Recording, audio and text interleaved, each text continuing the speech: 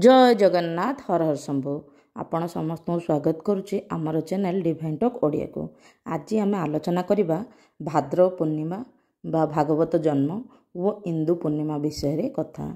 यही आमर भाद्रव पूर्णिमा भागवत जन्म कौन कथित अच्छे।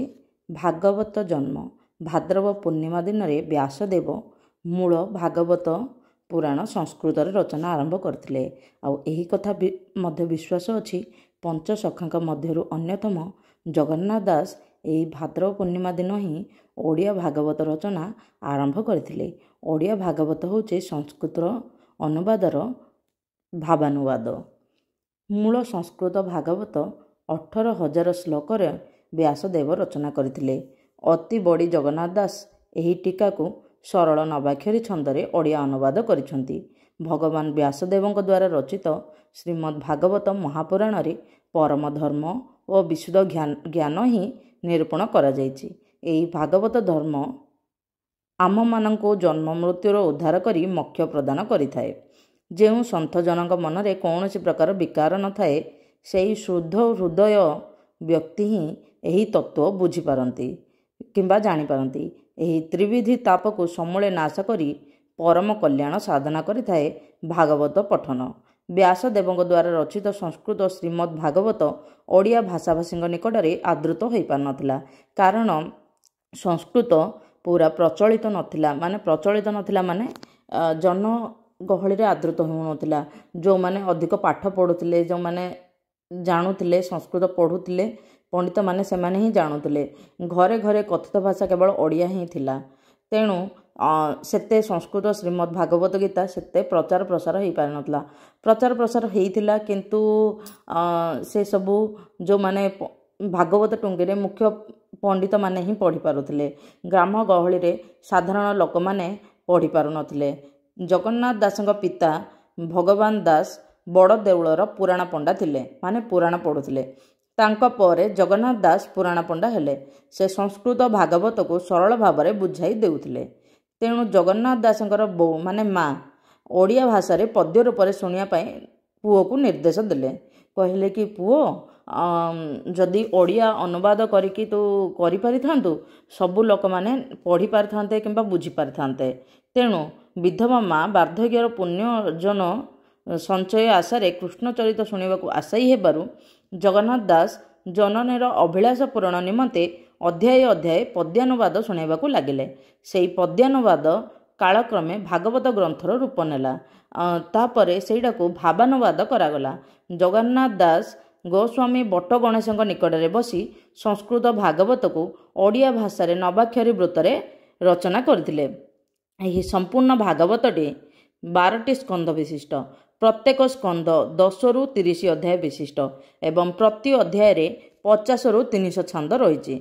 ओडिया भागवत मुख्यतः मूल संस्कृत भागवत ओडिया भागवतर ओडिया मर्मानुवाद माने तार भाषा अनुवाद माने अक्षर अक्षर अनुवाद नुह भावानुवाद। जहाँ से भाव अच्छी से भाव को अनुवाद करने को मर्मानुवाद कहुए।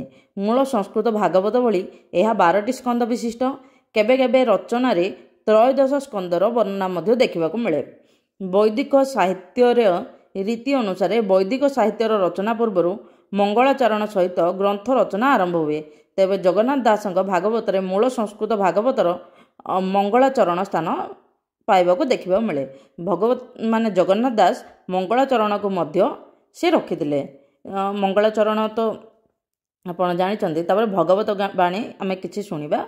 गोविंद गोविंद गोविंद पदु गलुछि मकरंद, से मकरंद पान करी हेले तरिले ब्रज नारी।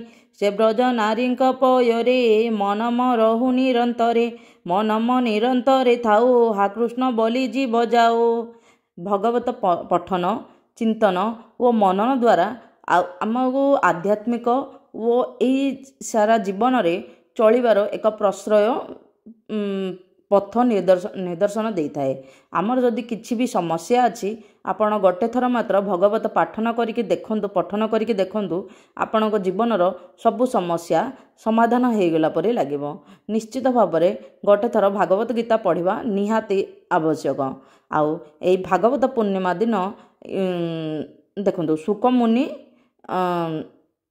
ଏହି ଶୁଣେଇଥିଲେ ଏହି ଭାଗବତ ମହାସପ୍ତାହ କିଛି କିଛି ଜାଗାରେ ହୁଏ। ଆମେ ଯେବେ ବି ଚାହିଁଲେ ଭାଗବତ ପଢ଼ିପାରିବା। ଆପଣ ଯଦି ଦେଖନ୍ତୁ ଏଇ 9 ଦିନ ମାନେ 7 ଦିନ ଭିତରେ ପଢ଼ିକି ଭାଗବତ ସରାନ୍ତି, ଆପଣ ଯେତେବେଳେ ଚାହିଁଲେ ସେ ଭିତରେ ଆପଣ ପଢ଼ିକି କରିପାରିବେ। ଆଉ এই ଭାଗବତ ପୂର୍ଣ୍ଣିମା ଅନୁସାରେ ଆପଣ ନିଶ୍ଚିତ ଭାବରେ ଆପଣ ଯଦି ଭାଗବତ ଆରମ୍ଭ କରିବେ ତେବେ ବହୁତ ଶୁଭ ଦିନ।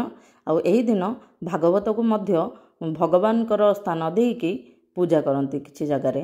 ଆପଣ ମଧ୍ୟ କାରଣ ସେଇଠିରୁ ହିଁ ଆମକୁ ଜୀବନ ଶିକ୍ଷା ମିଳେ, ତେଣୁ এই ଭଗବତକୁ ପୂଜା କରନ୍ତି।